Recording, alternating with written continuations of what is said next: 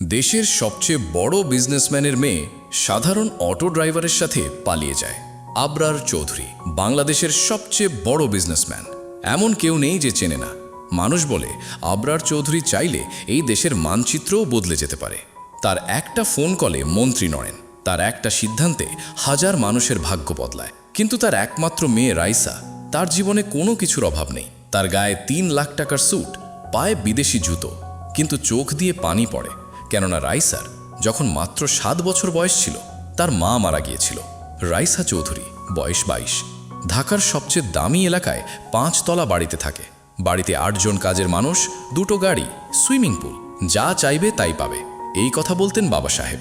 কিন্তু রাইসা কোনোদিন বলেনি সে আসলে কি চায়, কারণ কেউ কোনোদিন জিজ্ঞেস করেনি। বাবা সকালে বেরোতেন, রাতে ফিরতেন, মাঝে মাঝে রাতেও ফিরতেন না। এই বিশাল বাড়িতে রাইসা একা, চারপাশে দামি আসবাব, দামি পর্দা, দামি সব কিছু, কিন্তু কোনো উষ্ণতা নেই।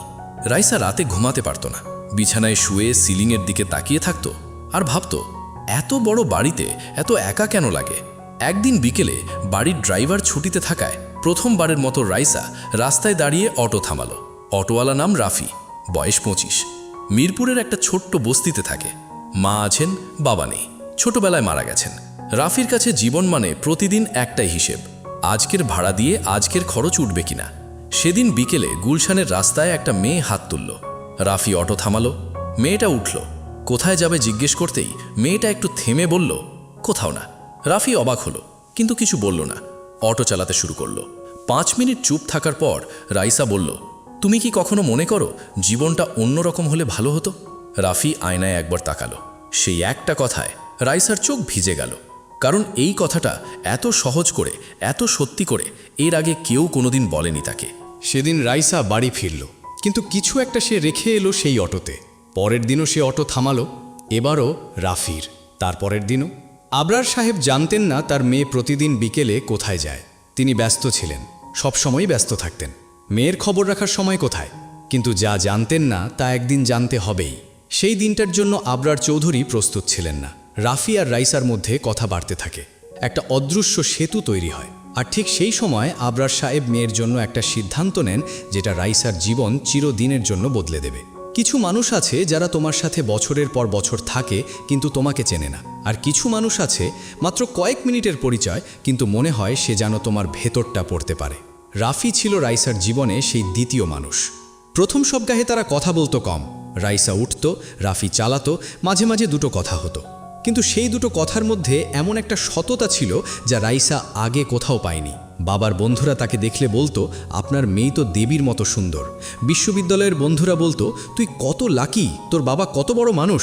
কেউ কোনোদিন জিজ্ঞেস করেনি, রাইসা তুমি কেমন আছো? কিন্তু এই কথাটি রাফি একদিন জিজ্ঞেস করেছিল। সেদিন বিকেলে আকাশ মেঘলা ছিল।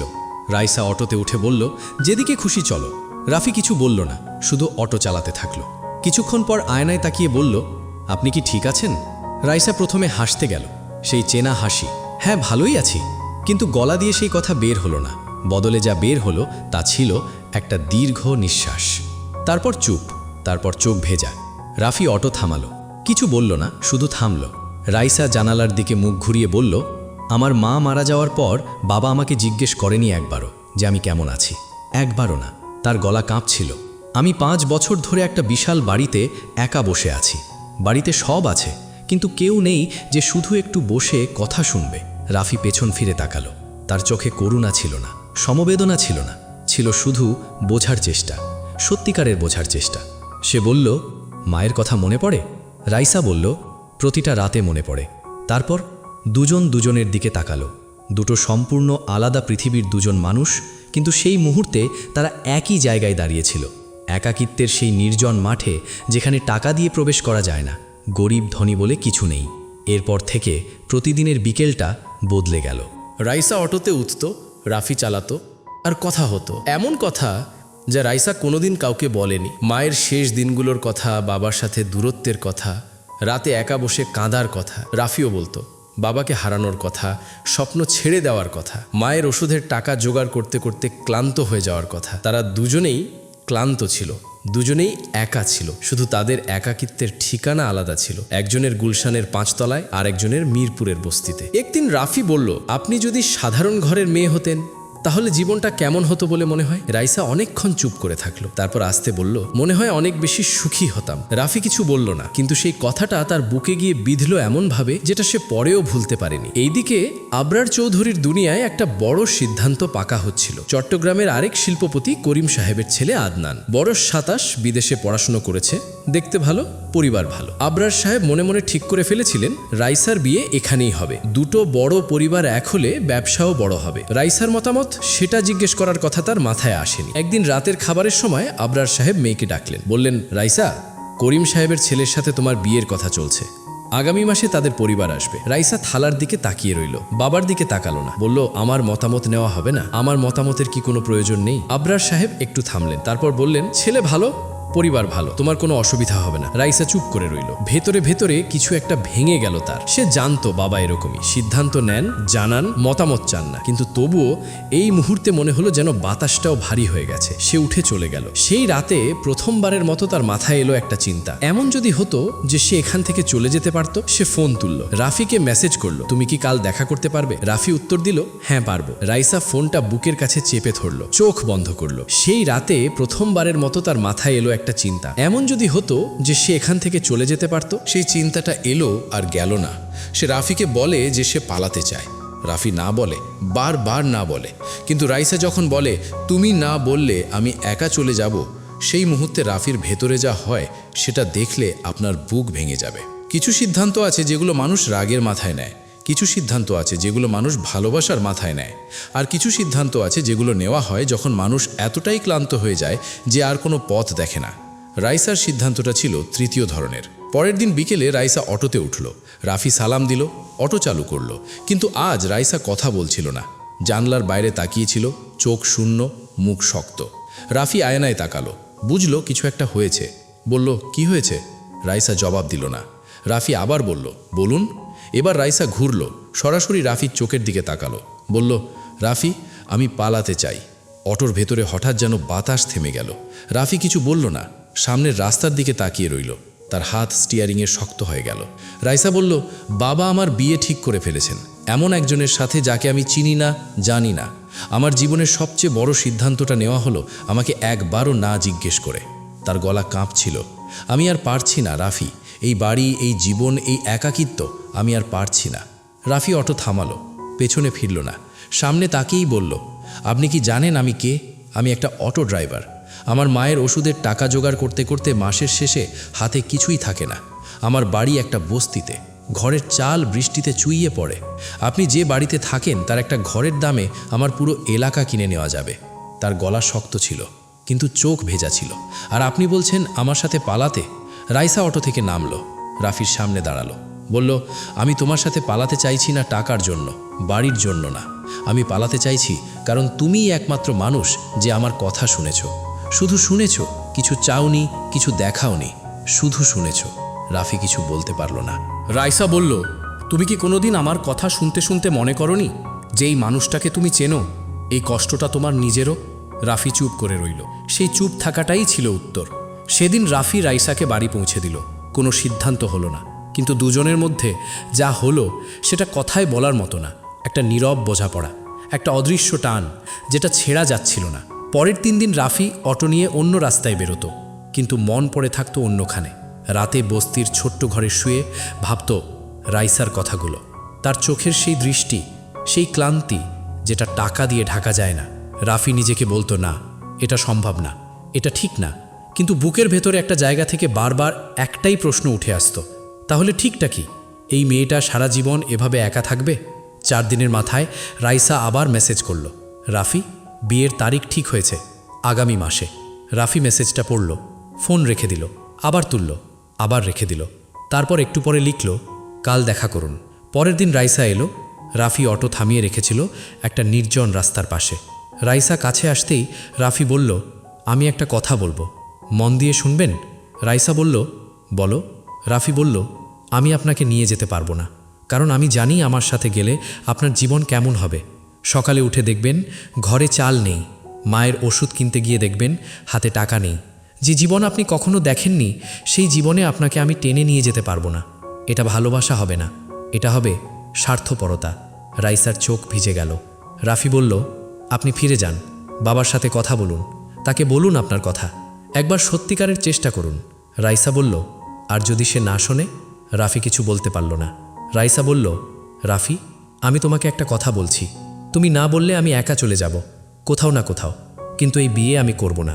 রাফি রাইসার দিকে তাকালো। সেই চোখে সে দেখল এটা হুমকি না, এটা একজন ভাঙা মানুষের শেষ সিদ্ধান্ত। রাফির বুকের ভেতরে সেই মুহূর্তে একটা যুদ্ধ হলো। একদিকে বিবেক বলছে যেতে দিও না, অন্যদিকে হৃদয় বলছে একা যেতে দিও না। দীর্ঘ নীরবতা। তারপর আস্তে রাফি বলল, কখন যেতে চান? রাইসার চোখ দিয়ে পানি পড়ল। বলল, বুধবার রাতে।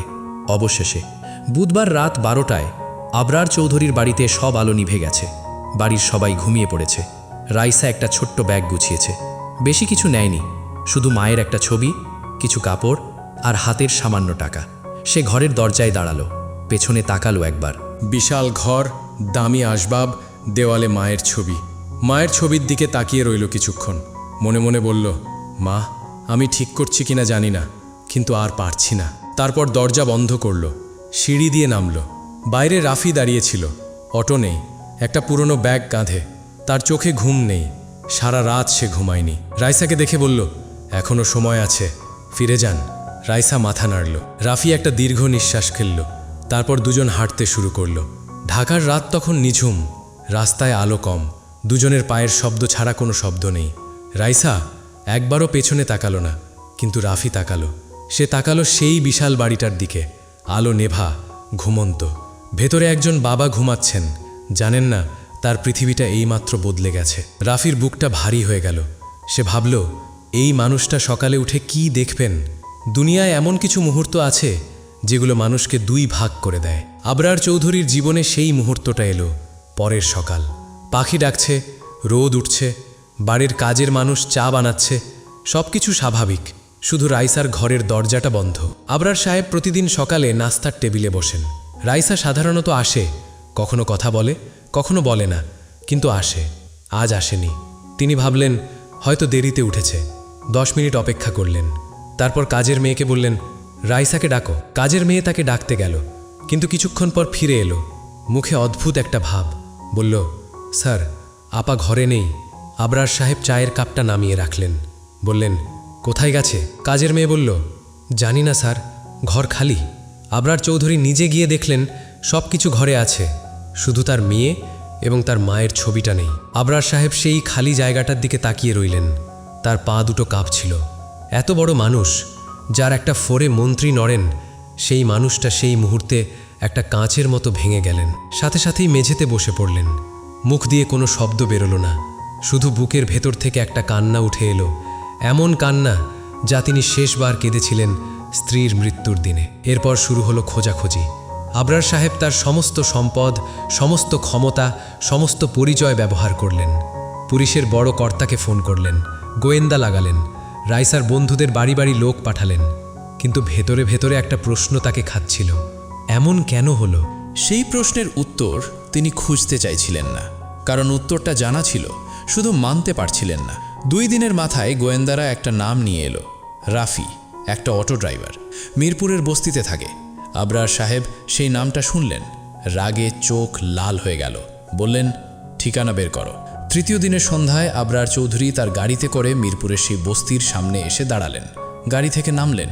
সরু গলি, স্যাঁতস্যাঁতে দেওয়াল, একটার গায়ে একটা ঘর, নর্দমার পাশ দিয়ে হাঁটতে হচ্ছে, বাচ্চারা গলিতে খেলছে, কেউ একটা চুলায় রান্না করছে। এই জায়গার সাথে তার জীবনের কোনো মিল নেই, কিন্তু তার মেয়ে এখানে আছে। তিনি হাঁটলেন, একটা ছোট্ট ঘরের সামনে এসে থামলেন, দরজায় টোকা দিলেন। দরজা খুলল একজন বৃদ্ধা মহিলা, রাফির মা। তিনি আবরার সাহেবকে দেখলেন, চিনলেন না, কিন্তু বুঝলেন এই মানুষ অন্য পৃথিবীর। বললেন, আপনি কে? আপনাকে যে চিনতে পারলাম না। আবরার সাহেব বললেন, আমি রাইসার বাবা। বৃদ্ধা মহিলার মুখ পাল্টে গেল, একটু সরে দাঁড়ালেন। আবরার সাহেব ভেতরে ঢুকলেন। ছোট্ট ঘর, একটা খাট, একটা চেয়ার, একটা পুরনো আলমারি, দেওয়ালে একটাই ছবি, রাফির বাবার। চাল থেকে একটা জায়গায় রোদ আসছে, ভানা। এই ঘরে তার মেয়ে আছে। আবরার সাহেব সেই ভাঙা চালের দিকে তাকিয়ে রইলেন। বুকের ভেতরে কি হলো সেটা তিনি বুঝতে পারলেন না। রাগ না কষ্ট, তার সাথে আরও কিছু, একটা অদ্ভুত অনুভূতি যেটার নাম তিনি তখন দিতে পারেননি। রাইসা ঘর থেকে বেরোলো, বাবাকে দেখল।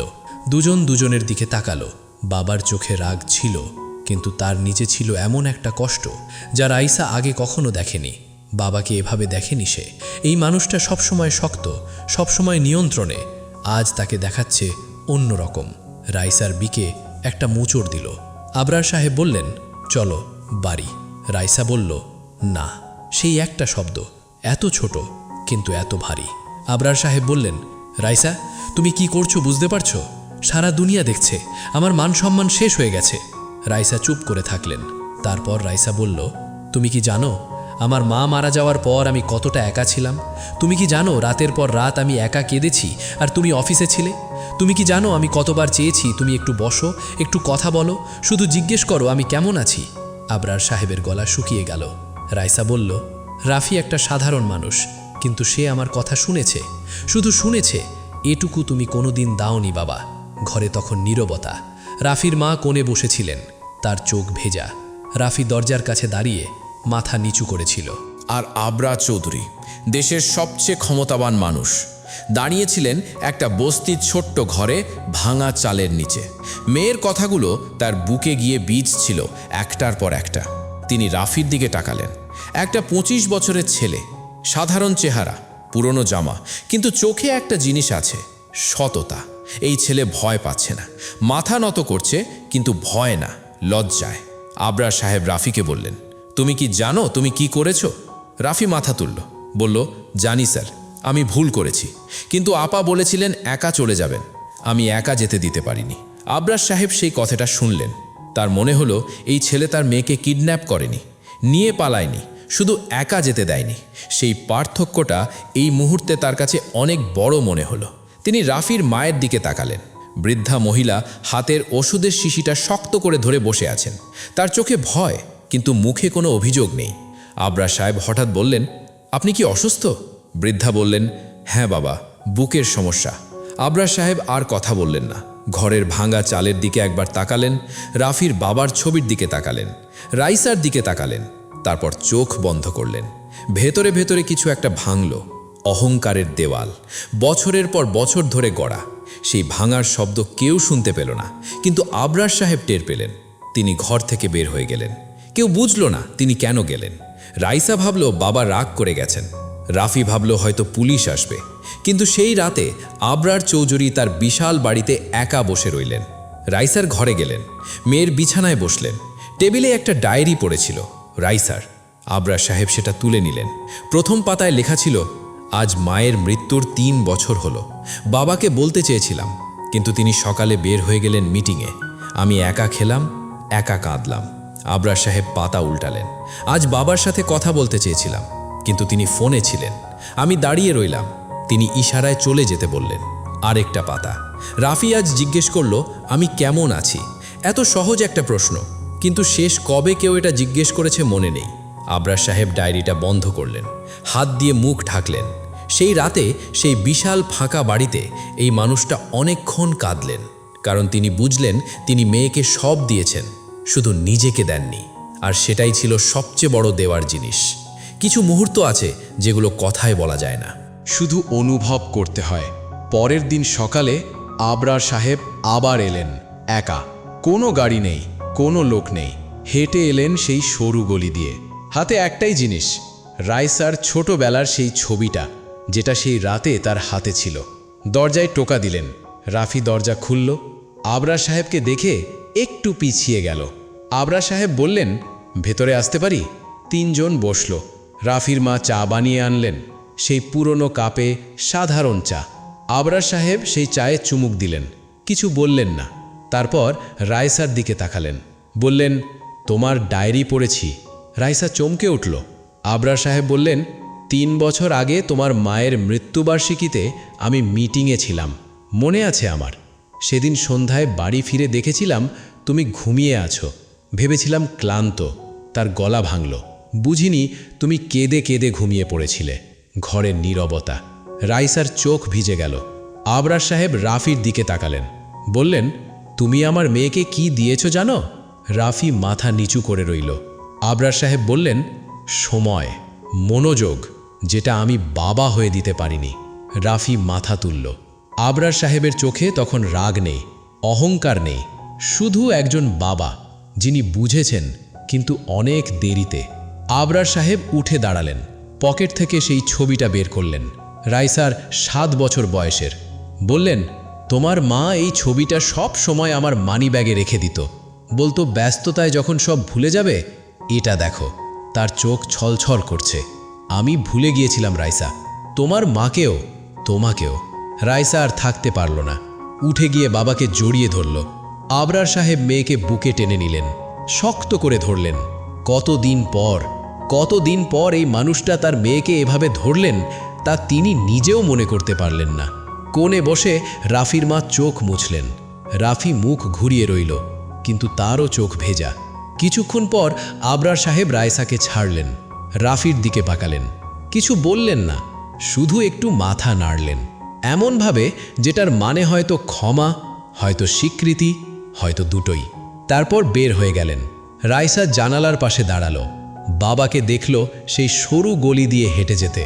কাঁধটা একটু ঝুঁকে আছে, পা দুটো ভারী।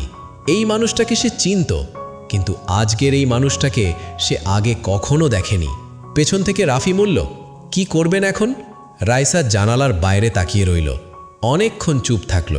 তারপর আসতে বলল, জানি না। রাফিও কিছু বলল না। দুজন চুপ করে রইল। বাইরে রোদ উঠছে, গলির বাচ্চারা খেলছে, পৃথিবী চলছে, যেন কিছুই হয়নি। কিন্তু এই ছোট্ট ঘরের ভেতরে 3টে মানুষের জীবন চিরদিনের মতো বদলে গেছে। কিভাবে বদলেছে সেটা হয়তো সময় বলবে। কিছু গল্পের শেষ হয় না। কিছু গল্প শুধু থামে, আর থামার পরও বুকের ভেতরে বাজতে থাকে।